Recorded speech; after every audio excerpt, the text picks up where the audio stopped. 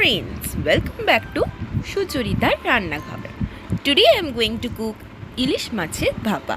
If you like my video then subscribe to my channel and hit the bell icon to remain updated to my latest videos.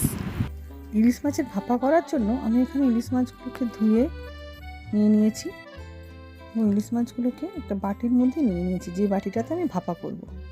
তাতে একে একে নুন, হলুদ গুঁড়ো, লঙ্কা গুঁড়ো, সর্ষে বাটা 2 চামচ, 1 চামচ পোস্ত বাটা, 2 চামচ নারকেল বাটা, 2 চামচ দই দিয়ে ভালো করে মাখিয়ে নিতে হবে। তারপর 2টো কাঁচা লঙ্কা চিড়ে দিয়ে দিতে হবে এবং অল্প একটু তেল দিয়ে আরেকবার ভালো করে মাখিয়ে নিতে হবে। মাখানো হয়ে গেছে।